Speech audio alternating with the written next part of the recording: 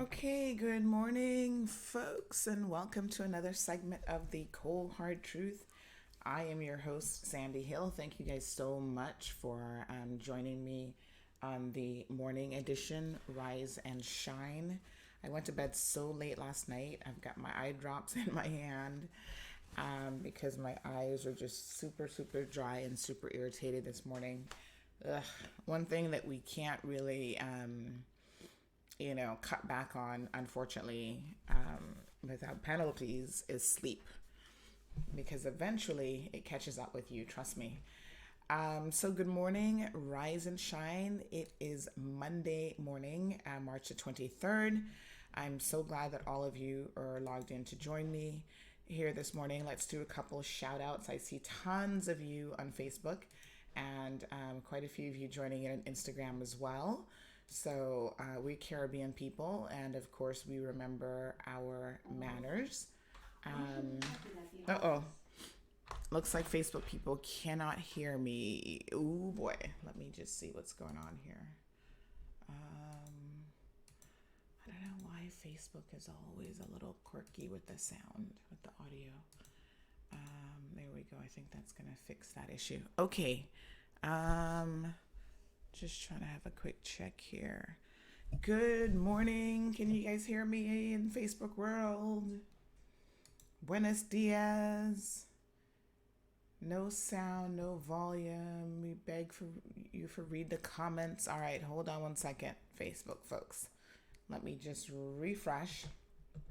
Okay, let's start doing some shout outs then on Instagram while we're waiting on Facebook to be able to hear us. So good morning to John No Miss, Jessica, Nonchalant J, Christine, Queen BJ, B Jacko. I don't know if that's right. Natasha, John. Like I said, some of the Instagram names are a little bit challenging to read. Let me just see here if we are live yet on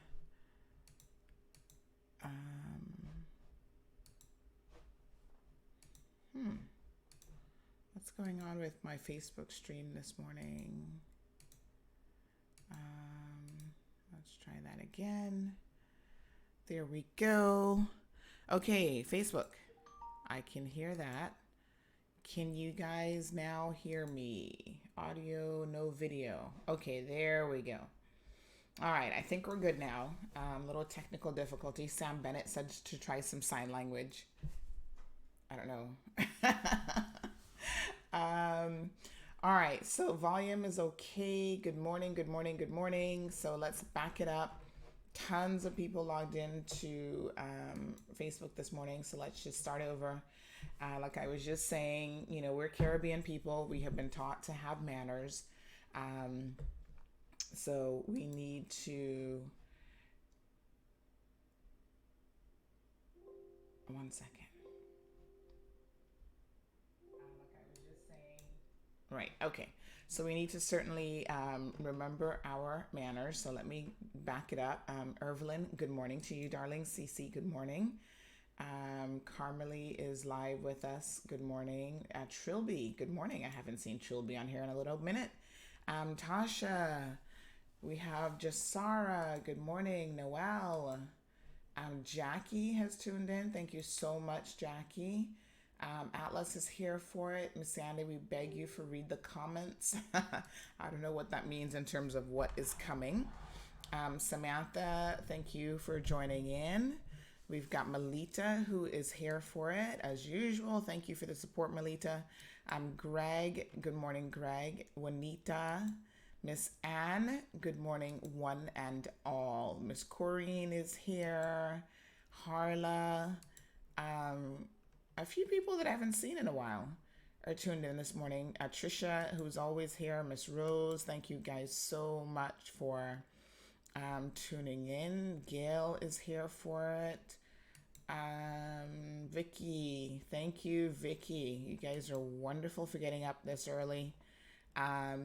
So listen, Andrea, thank you as well. We're trying to have some semblance of normalcy in our lives. And like I was telling someone yesterday, our life has changed in a significant way. And I don't know if everyone necessarily gets it, but we are in totally different times now. So when I say, this is the new normal, that is not just a catchword. That is us trying to say that we are, life has changed forever as we know it. And for those of you who are not quite comprehending that, let me think of how I can explain this. Like the fallout of this coronavirus, what has happened to the entire world? I mean, every single country has had to lock down, even if they don't have, the few countries that are left that don't have an active infection, have had to lock themselves down to try to basically protect themselves, because this thing is spreading so quickly. And the implications of infection at this time are honestly very deadly. And so the way in which we have decided to change our lives even, I think is significant. Most of us are now working from home. If you're not front-facing retail staff, you're behind a computer at home, you're still getting your work done. I was speaking to one young lady yesterday and she said, she actually loves working from home. And her employers, they're the only ones who kind of have an issue with it, only because they want to control her. So in other words, they're like trying to micromanage her. Like they want her in an office so that they could be like, oh, so-and-so was on the phone at this particular time. But it's not like she's not getting her work done. And that is so kind of crazy to me because I'm like, why? It's human nature to resist change.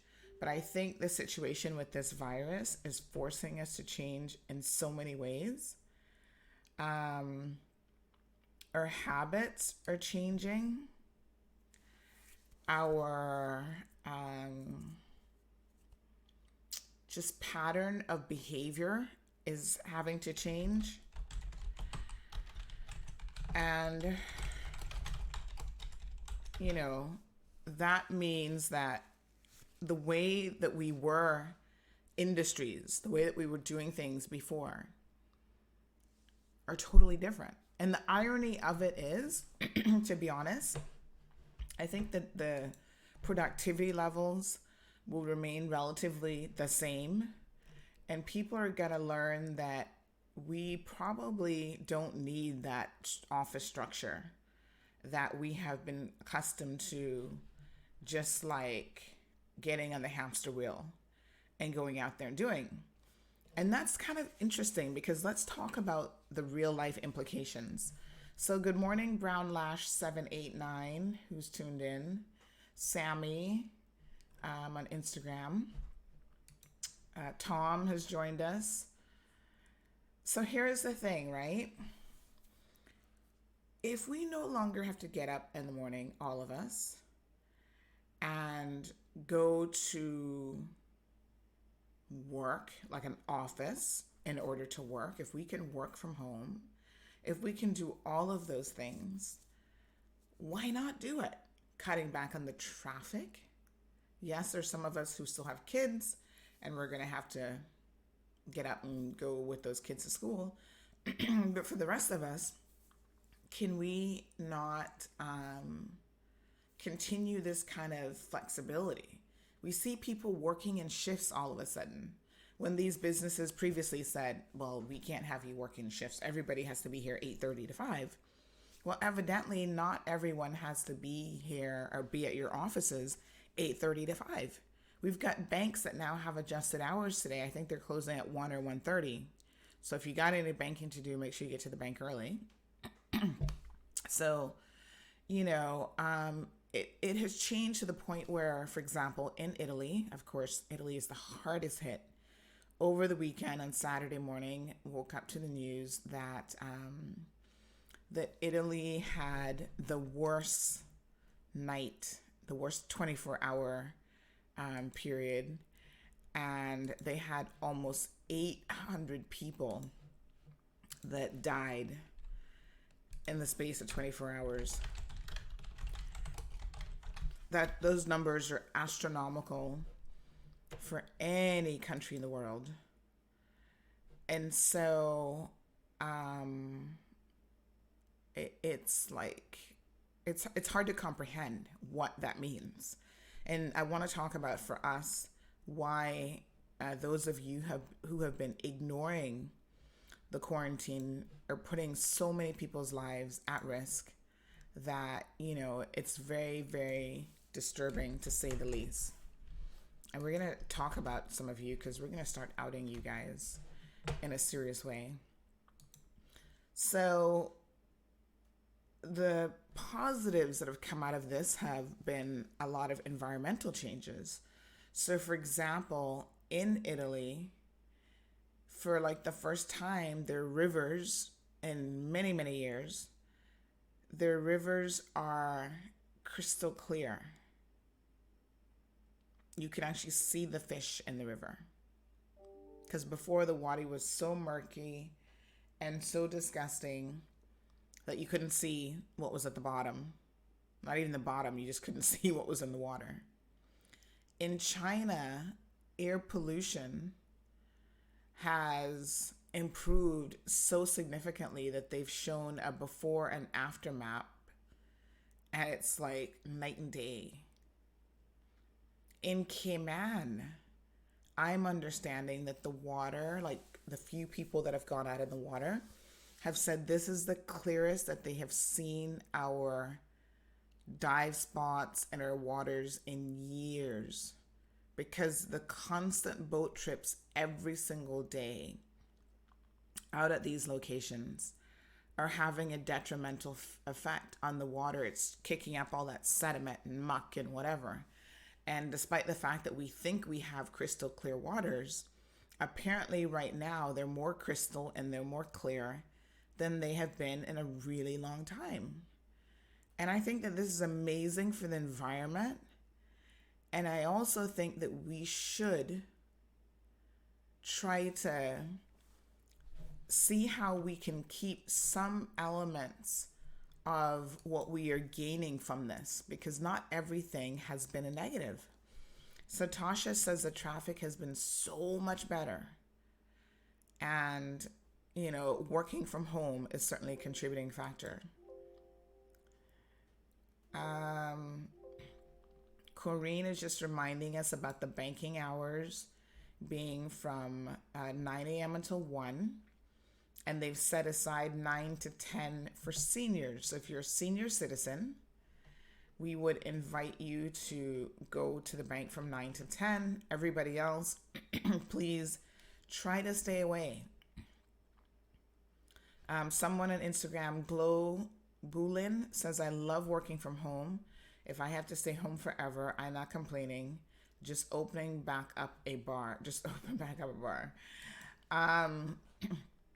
So here's the thing too about our seniors and some of the new normal that we have to perhaps consider adopting long term. So on Saturday, I went into Subway. And by the way, I really want to give a big shout out and thank you to Mr. Woody Foster, who joined us on Friday at 10 o'clock. We've been trying to arrange that all week with him, but as you guys know, especially during times like this, everyone is super busy, but someone like Mr. Woody is just very, very busy. And he took time out of his busy schedule to come in and join us on the program. And he was very, very well received. I thank you guys so much for showing a lot of love and respect to him. And you know what I love about Woody is he's a person who will actually take advice and take recommendations. So you guys were giving him advice, and as you could see from the program, Woody was jotting down his notes and he was writing everything down. And he's now taking that back to his team to see how it can be implemented. And one of the great things about, you know, what Woody was able to share with us is some of the measures in which they are considering and some of the measures that they have actually already put in place. So they now have a senior hour as well. Someone made a recommendation on the show that perhaps the senior hour is a little bit early for seniors. And, you know, it's difficult, I think, with the grocery store because people start to file in early. There's still workers out there who have to go to work. And so those persons will have a little bit more difficulty, I think, and a little bit more challenge trying to, go in at, at a later hour. But again, giving seniors priority lanes, giving seniors a priority hour, I think is fantastic. Sorry. And so businesses themselves are being more innovative.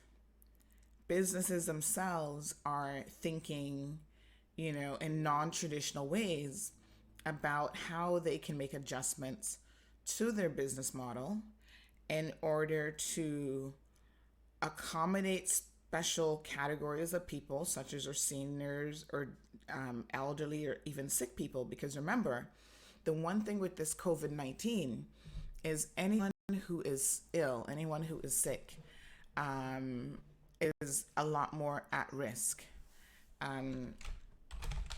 So I see Jevi is joining us. Jevi, we're going to let you know in a minute when we're ready for you. But I do see you. So thank you.